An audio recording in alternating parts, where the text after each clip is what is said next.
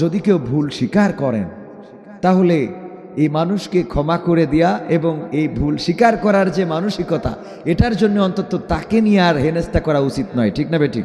একজন তারেক রহমান, একজন আরাফাত রহমান কোকো, একজন ইন্তেকাল করেছেন, আল্লাহ তার কবরকে জান্নাত বানিয়ে দিন, পড়ছি আমিন।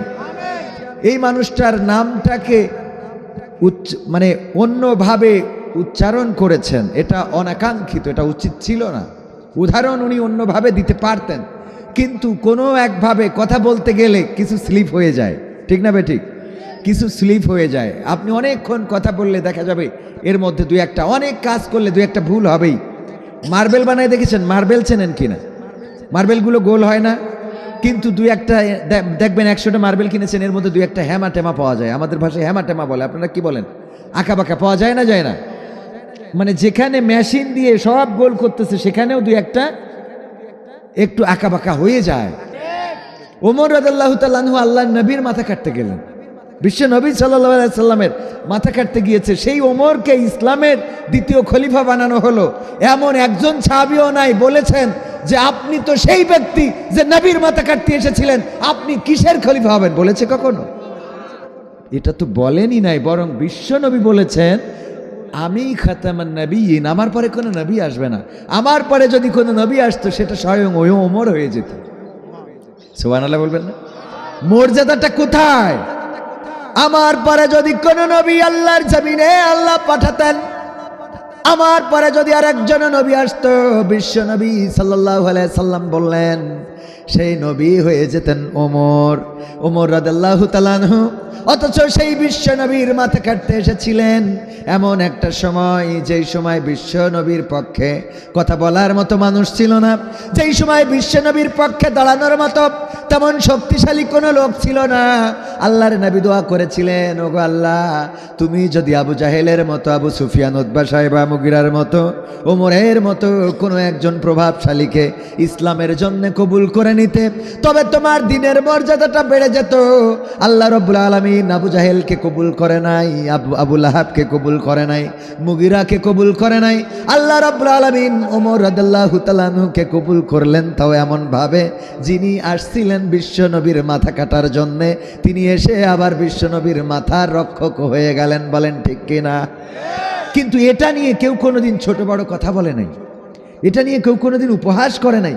ওমর রাদিয়াল্লাহু তাআলা আনহুকে বলে নাই আপনি সামনের কাতারে দাঁড়াবেন না, পিছনে দাঁড়ান, কারণ আপনি তো নবীর মাথা কাটতে এসেছিলেন। এখন বড্ড আপনি নবী প্রেম দেখান। আল্লাহ নবী মাথা কাটতে, আল্লাহ নবীর মাথা কাটতে এসেই শেষ নয়, যেদিন বিশ্ব নবী সাল্লাল্লাহু আলাইহি সাল্লাম ইন্তেকাল করলেন, জমিন ছাড়লেন, আল্লাহ নবীর ওফাতের দিন যখন খবর পেলেন ওমর রাদিয়াল্লাহু তাআলা আনহু, তখন তরবারি খুলে নিয়ে বলল যে একজন ব্যক্তি যদি বলে নবী মুহাম্মদ মারা গেছে, তার ধড় থেকে মাথা আলাদা করে দেব।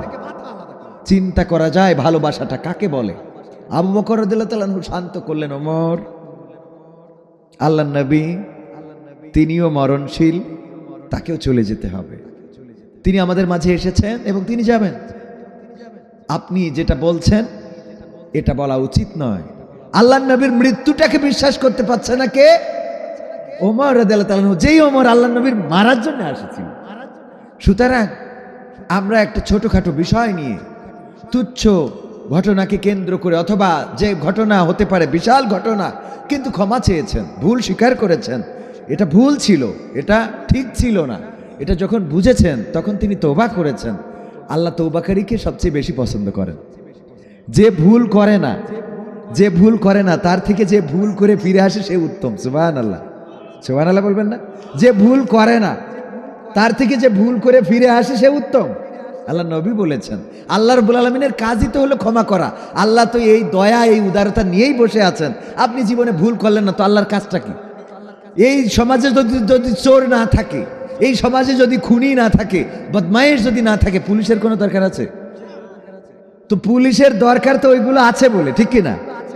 তো আল্লাহ রাব্বুল আলামিন তিনি রহমান নাম নিয়েছেন, গফুর নাম নিয়েছেন, গফার নাম নিয়েছেন। কারণ কি? কারণ হলো আমরা অন্যায় করব, ভুল করব, আর আল্লাহর কাছে আবার রাতে কাটাকাটি করবো, আল্লাহ ভুল করে ফেলেছি, মাফ করে দাও। এবং আল্লাহর কাজই হলো এটা, এই জন্যই তো গফুর, এই জন্যই তো গফার। তো আল্লাহ যদি ক্ষমা করতে পারেন, আমরা মানুষেরা কি পারি না? মুফতি আমির হামজা ভাইয়ের পরে যে অনাকাঙ্ক্ষিত ঘটনা এবং মামলা চলছে, মামলা করেছে, অন্য যেগুলো, এগুলো আমরা বুঝে চলার চেষ্টা করি। আল্লাহ আমাদের কবুল করুন, বলেন আমিন। আমাদের ভ্রাতৃত্ব ছিল, একসাথে আমরা একই ময়দানে একই সাথে কথা বলেছি, একই রাস্তায়, অথচ আজকে কি হয়ে গেল? আমরা একে অপরের বিদ্বেষ, শত্রুতা, একজন আরেকজনের মুখ দেখতে পারছি না। এইটা আমরা প্রত্যাশা করি না। রাজনীতির মাঠে থাকবে, কিন্তু এই রেশারেশিটা আমরা ঘরে নিয়ে আসবো না। আওয়ামী লীগের মিছিল যাবে, আওয়ামী লীগ তো নাই। বিএনপির মিছিল যাবে, হাসনাতের মিছিল যাবে, পাশাপাশি কোনো সমস্যা আছে? এটা হইতে হবে। এটাই হলো বৈষম্য বিরোধী বাংলাদেশ। এটা হওয়া দরকার। এটা যদি না হয়, তাইলে যে বাংলাদেশ আমরা প্রত্যাশা করেছি সেটা এখনো আসে নাই। ঠিক না বে ঠিক? সেই বাংলাদেশ আনার দরকার আছে না নাই? আমার তাহেরি ভাই সারা জীবন ডক্টর ইউনূসের সুদখোরের বিরুদ্ধে কথা বলে, হঠাৎ করে দেখি ডক্টর ইউনূসের ভোটের এই যে ভোটে দাঁড়াইছে, ওতে আবার নিজেই সুদখোর হিসেবে সার্টিফিকেট চলে আসছে। চিন্তা করা যায়? এই দেখেছেন কিনা? সুদখোর বলতে বলতে দেখা গেল নিজেই ব্যাংকে টাকা রেখে সেটা থেকে বেনিফিট নেয়, সেই সুদ দিয়ে পরিবার চালায়। ভাই, এই যে দেখেন পরকালের ময়দানে, ওইটা কিন্তু আলিয়াউমা নাখতিমু আলা আফওয়াহিহিম, ওই দিন একেবারে মুখে আপনার আটা লাগাই দেবে, আর আপনার ওই দিন হাত বলে দেবে, আল্লাহ ব্যাংকেতে সুদ নিত। যত বড় হুজুর হন, আমি ওনার খারাপের জন্য বলছি না, এটা বলছি কে জন্য? আমরা তো উঠে গুতাগুতি অলরেডি একটা গুতা দিলামই, ঠিক কি না? আমরা তো উঠে একজন আরেকজনের বিরুদ্ধে বলা শুরু করি। যাই হোক, আমার ভাই তাহিরি ভাইয়ের প্রতি আমার অত্যন্ত ভালোবাসা এবং মহাব্বত। আমি তাকে যথেষ্ট সম্মান করি, যদিও কখনো দেখা হয় নাই সরাসরি স্টেজে। আমি প্রত্যাশা করব যে তিনি নিজের যতটুকু ত্রুটি আছে সেগুলো আবার পরিবর্তন করে ইনশাআল্লাহ বাকি দিন ভালো করেই চলবেন এই জমিনের উপরে। আল্লাহ সেই তৌফিক দান করুন, পড়ছি আমিন। তো আল্লাহর শুকরিয়া কেন আদায় করব? যে রব আমাদেরকে মানুষ করে সৃষ্টি করলেন। আল্লাহর কাছে চাই নাই যে আল্লাহ তুমি আমাদেরকে মানুষ বানাও। আমরা বলেছিলাম আল্লাহকে? বলি নাই তো। অনেক রূহ আছে। একটা সাপ, এটাও আল্লাহর দেওয়া রূহ।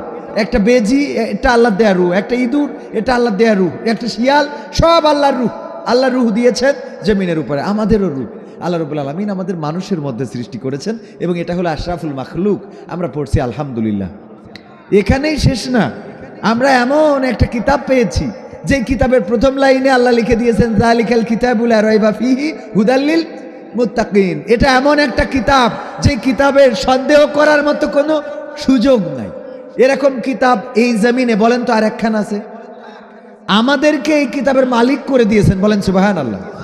এই কিতাবের মালিক বানিয়ে দিয়েছেন যে তোমরা মুসলমানেরা, তোমাদের এই কিতাবটা তোমরা সকালে পড়ো, বিকালে পড়ো, এটা নিয়ে আমল করো, এই কোরআন নিয়ে তোমরা তোমাদের জীবনকে পরিচালিত করো।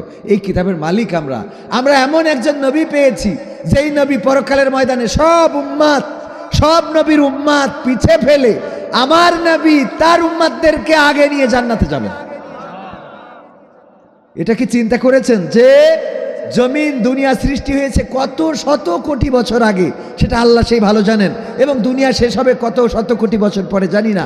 কিন্তু পরকালের ময়দানে আল্লাহ রাব্বুল আলামিনের নবী মুহাম্মদ সাল্লাল্লাহু আলাইহি সাল্লাম, তিনি সবার আগে তার উম্মতদেরকে বাছাই করে নিয়ে জান্নাতে প্রবেশ করবেন। আমরা সেই নবীর উম্মত, বলেন আলহামদুলিল্লাহ। আল্লাহ কত নেয়ামত আমাদের দিয়েছেন, হাত পা চোখ কান নাক মুখ, এগুলো বলতে গেলে তো আরো অনেক কথা এসে যায়। যার রোগ হয়েছে সে জানে আল্লাহর নিয়ামতটা কি, কথা কয় না। নষ্ট হয়ে গেছে সে জানে যে এই রক্তের দাম কত। যার কিডনি নষ্ট হয়েছে সে জানে কিডনির মূল্যটা কত। যে পাগল হয়েছে, এই পাগল তো আর বোঝে না, কিন্তু অন্যরা একটু বুঝে দেখবেন যে পাগল হয়েছে সেও আমাদের মতো একজন মানুষ ছিল। বোবা লোকে চলতে পারে বলতে পারে না, পঙ্গু লোকে বলতে পারে চলতে পারে না, কানা লোকে শুনতে পারে দেখতে পারে না, কালা লোকে দেখতে পারে শুনতে পারে না। তুমি যদি তাদের চেয়ে একটু ভালো থাকো, তবে কেন শুকরিয়াটা আদায় করো না? তবে কেন শুকরিয়াটা আদায় করো না? তবে কেন শুকরিয়াটা আদায় করো না? চোখ দুটো দিল দেখতে তোমার, শুনতে দিল কান, জিহ্বা দিল স্বাদ নিতে আর নাকে সুঘ্রাণ।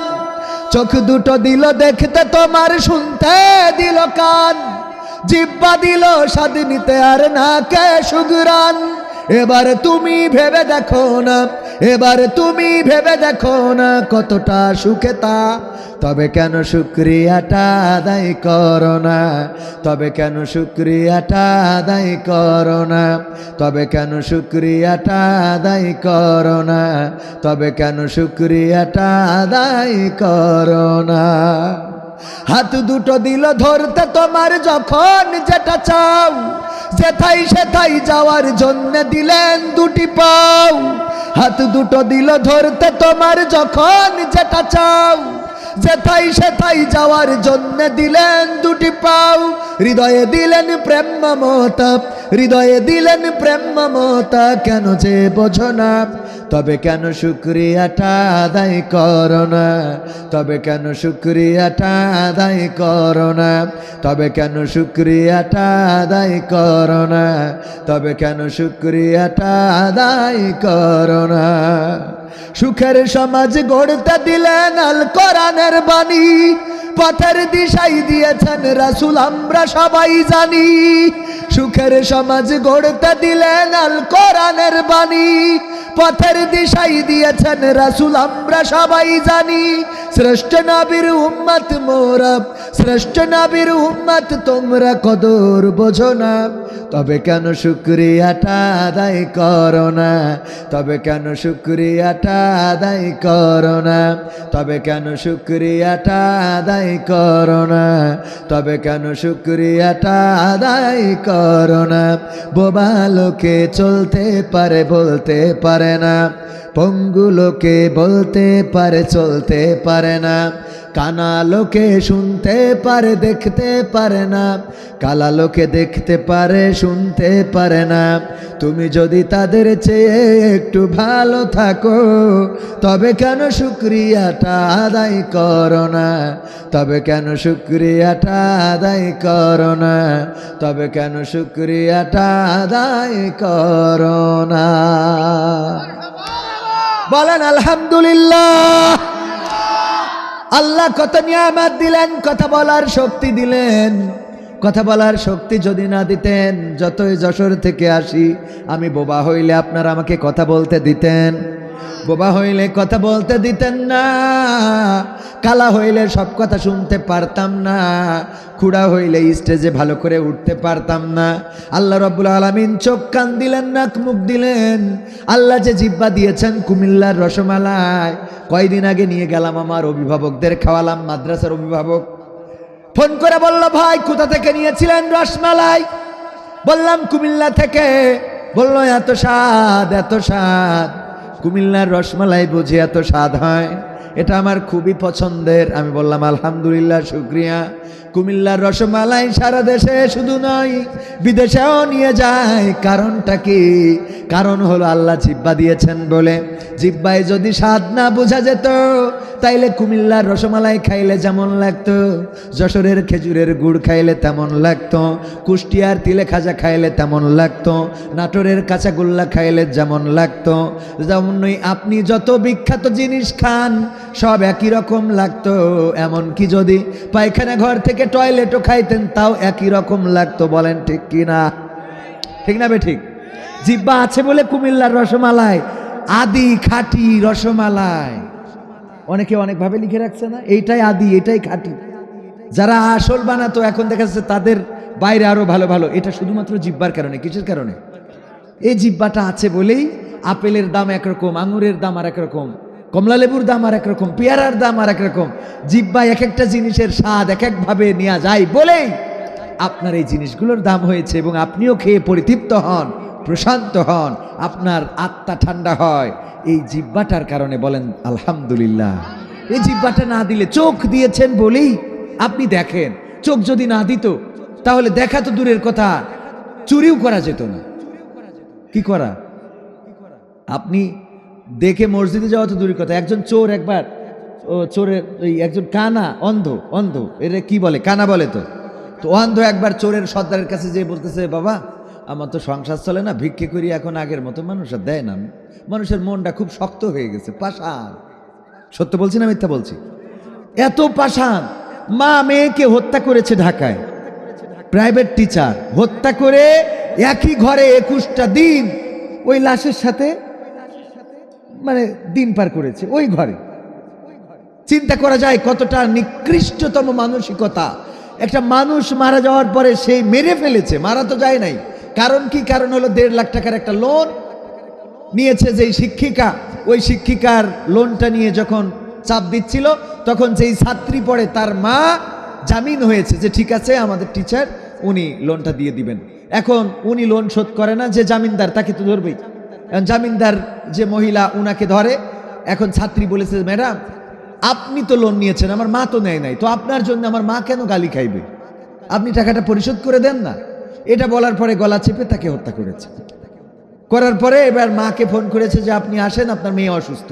আসার পরে ওই মহিলা এবং তার বোন মিলে আবার তার গলায় রশি বা ওড়না যাই হোক পেঁচিয়ে ওই মেয়ের মাকেও হত্যা করেছে। করে ওই মেয়েকে লুকাইছে কোথায়? খাটের নিচেই। আর মাকে লুকাইছে কোথায়? টয়লেটের যে ওই যে ছোট ছাদটা থাকে ওই ছাদের উপরে লুকায়ে 21টা দিন। যখন দুর্গন্ধ বের হয়েছে তারপরে পত্রিকা নিউজ, টেলিভিশনের নিউজ আপনারা দেখেন, যারা জানেন তারা জানেন। যদি মিথ্যা বলে থাকি, চিন্তা করা যায় কত নিকৃষ্ট মানসিকতা। এটা তো জাহেলিয়াতের যুগকে পার করে ফেলেছে। কথা কয় না? জাহেলিয়াতের যুগে এত নিকৃষ্টতম আচার আচরণ হয়েছে। আমার তো মনে পড়ে না ওই সময় বাচ্চা মেয়ে কন্যা শিশু হইলে কি করতো? আছাড় দিয়ে মেরে ফেলতো অথবা জীবন্ত কবর দিত। এটা তো কন্যা শিশু হইলে। আর আমাদের দেশে তো কন্যাদের কোনো দাম কম নাই, কম আছে? কন্যাদের অবমূল্যায়ন করা হয়, বরং কন্যাদের অধিকার বেশি না কম? নারীদের অধিকার আলহামদুলিল্লাহ রাষ্ট্রীয়ভাবে এবং ইসলামে উভয় জায়গায় সংরক্ষিত আছে না নাই? আছে। এরপরেও এই ঝামেলা তো নাই, তারপরেও মাঝে মাঝে দেখা যায় ডাস্টবিনে বাচ্চা ফেলে রেখেছে। আজকেও দেখলাম একটা ইর মধ্যে ভরে একটা বাচ্চা ফেলে রেখে চলে গেছে। তো এই ঝামেলা না থাকার পরেও বাচ্চা ফেলে রেখে চলে যায়, তাইলে কি জাহেলিয়াতের থেকে আমরা ভালো না খারাপ? কারণ তখন তো ঝামেলা ছিল তাই মেরে ফেলতো, যে মেয়ে অসম্মান হবে, সমাজের লোক খারাপ বলবে, ছোট করে দেখবে, আমার মেয়ে, এটা মানসি বলবে মেয়ের বাবা এটা খারাপ, তাই মেরে ফেলতো। এখন তো এগুলো বলে না, তাইলে আপনি বাচ্চা ফেলে যান, আপনি তো জাহেলিয়াতের আবু জাহেলের থেকে নিকৃষ্ট। আমরা নিকৃষ্ট সমাজে এসেছি। আপনারা যদি মনে করেন অন্ধকার আয়ামে জাহিলিয়াত, আমার মনে হয় আবু জাহেলরা যদি এখন কোনোভাবে এই সমাজ দেখতে পাইতো তাহলে বলতো আল্লাহ আমাদের অপরাধ কি? ঠিক না বে ঠিক? আবু জাহেলরা এই সমাজটা দেখতে পাইলে বলতো আমরা কি এমন অপরাধ করলাম? যেমন আওয়ামী লীগেরা মাঝে মাঝে বলে যে যা চলছে দেশে, এখানে খুন, এখানে গুম, এখানে হত্যা, এখানে মব, এখানে মার, এখানে পিট। আমির হামজা ভাই তো তাও ওয়াজ করতে পেরেছিল, আজকে থেকে ওয়াজ ডাইরেক্ট শেষ। তো আওয়ামী লীগরা যদি এখন ওবায়দুল কাদের কাকা কোনোভাবে কথা বলতে পারতো তাহলে বলতো আমাদের কি অপরাধ? খুঁজতো না? বলেন সত্য না মিথ্যা বলছি? দাড়িতে সুন্নাত, টুপিতে সুন্নাত, পোশাকেও সুন্নাত আসি, পাথরের আঘাত খাওয়া সেটা যে সুন্নাত, কেন মনে হয় না তোমার কাছে? কেন মনে হয় না তোমার কাছে? ঠিক না বে ঠিক? দাড়িতে সুন্নাত, টুপিতে সুন্নাত, পোশাকেও সুন্নাত আসি, পাথরের আঘাত খাওয়া সেটা যে সুন্নাত, কেন মনে হয় না তোমার কাছে? কেন মনে হয় না তোমার কাছে? নবীর প্রেমে তুমি দাওয়াতে তাবলীগ ধারণ করেছ বুকে, সেই তুমি আজ কেন জুলুমের প্রতিবাদে আওয়াজ তোলো না মুখে? নবীর প্রেমে তুমি দাওয়াতে তাবলীগ ধারণ করেছ বুকে।